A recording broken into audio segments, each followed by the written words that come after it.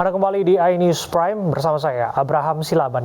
Pemirsa, polisi memastikan 31 polisi terbukti melakukan pelanggaran kode etik dalam kasus pembunuhan Brigadir Yosua.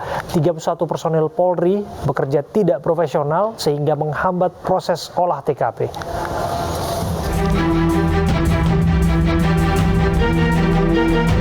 Kasus tewasnya Brigadir Nofriansyah Joshua Huta Barat terus bergulir hingga mencapai 1 bulan. Dalam kasus ini, Bareskrim Polri telah menetapkan mantan Kadif Propam dan juga atasan Brigadir Joshua, Irjen Verdi Sambo sebagai tersangka bersama 3 orang lainnya. Dalam kasus ini, Polri memastikan 31 polisi terbukti melanggar kode etik terkait ketidakprofesionalan sehingga menghambat proses olah TKP kasus pembunuhan Brigadir Joshua. Hal itu diketahui setelah pemeriksaan yang dilakukan tim Inspektorat Khusus Polri. Yang sudah dimintain keterangan 56, 31 sudah terbukti melakukan pelanggaran etik karena ketidakprofesionalannya di dalam olah TKP, kemudian ada dugaan obstruction of justice dan juga masih dikembangkan kembali. Ya, Irsus ini masih berproses. Kalau misalnya dari 31 itu nih terbukti ada pelanggaran pidananya dari Irsus, mekanisme serahkan ke penyidik. Nanti dari penyidik Bareskrim akan menindaklanjuti apa yang menjadi rekomendasi dari Irsus. 31 personel Polri yang dipastikan tidak profesional itu berupaya melindungi Irjen Verdi Sambo. Manuver ke-31 polisi tersebut untuk menghambat Verdi Sambo menjadi tersangka dalam kasus pembunuhan Brigadir Joshua. 3 perwira tinggi di Polri diisolasi di Makobrimob Kelapa II atas ketidakprofesionalan mereka dalam penanganan olah TKP kasus pembunuhan Brigadir Yosua. Ketiga jenderal tersebut termasuk Verdi Sambo yang sudah jadi tersangka.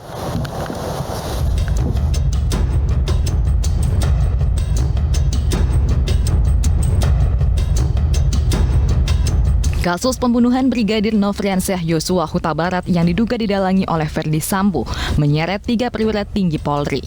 Mereka terdiri dari 1 jenderal bintang 2 dan 2 jenderal bintang 1.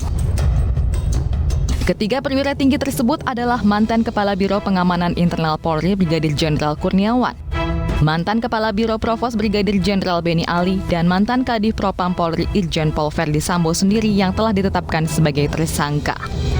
Ketiganya telah dicopot dari jabatannya dan ditempatkan di Makobrimob Kelapa II Depok. 11 dilaksanakan penempatan khusus, yang 3 perwira tinggi ditempatkan di Makobrimob Polri. Ada hal yang menonjol pada saat melaksanakan pemeriksaan khusus ini terhadap Barada RE yang bersangkutan pada saat dilaksanakan pemeriksaan mendalam ingin menyampaikan unek-unek. Dia pengen menulis sendiri. Sementara itu, Polri telah merilis keterangan resmi hasil pemeriksaan Verdi Sambo. Berdasarkan keterangan tersebut, Verdi Sambo mengakui memerintahkan pembunuhan Brigadir Joshua karena emosi, harkat, dan martabat keluarganya tercederai. Sejumlah perwira tinggi Polri tergabung dalam tim khusus yang dibentuk Kapolri untuk mengusut kematian Brigadir Yosua. Tim sus bekerja sama dengan Komnas HAM dan Kompolnas dalam menguak fakta demi fakta kasus tersebut. Berikut profil anggota tim sus.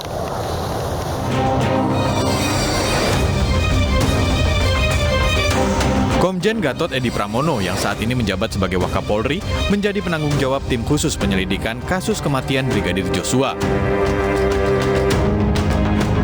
Kasus kematian Brigadir Joshua juga memunculkan nama Komjen Pol Agung Budi Marioto. Inspektorat Pengawasan Umum atau Irwasum Polri ini menjadi ketua tim khusus kasus kematian Brigadir Joshua di rumah Verdi Sambo. Komjen Agus Andrianto, perwira tinggi Polri yang menjabat sebagai Kepala Badan Reserse Kriminal atau Bareskrim Polri sejak 18 Februari 2021, turut tergabung dalam tim khusus yang dibentuk Kapolri Jenderal Listio Sigit Prabowo. Badan Intelijen Keamanan atau Baintelkam Polri juga dinilai memiliki peran penting dalam penanganan kasus kematian Brigadir Joshua. Kabak Intelkam Polri saat ini dijabat oleh Komjen Pol Ahmad Doviri. Irjen Wahyu Widodo, mantan Kapolda Aceh dan Gorontalo yang kini menjadi asisten Kapolri bidang SDM, turut dipercaya menjadi anggota tim sus bentukan Kapolri.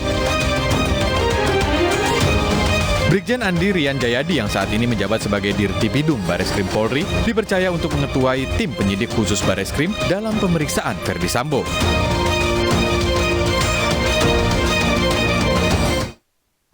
Pemirsa, pengembangan sumber daya manusia unggul di sektor pariwisata menjadi fokus Kemenparekraf pasca pandemi. Dengan SDM yang berkualitas, maka sektor pariwisata di tanah air akan memulihkan ekonomi nasional. Menteri Pariwisata dan Ekonomi Kreatif Sandiaga Salahuddin Uno melakukan peletakan batu pertama pembangunan Sekolah Tinggi Ekonomi Bisnis Islam Al-Rosyid, Bojonegoro, Jawa Timur. Kehadiran Sekolah Islam Al-Rosyid ini diharapkan mampu mencetak sumber daya manusia yang unggul dan berdaya saing dalam upaya pengembangan pariwisata dan ekonomi kreatif, khususnya di Bojonegoro, Jawa Timur.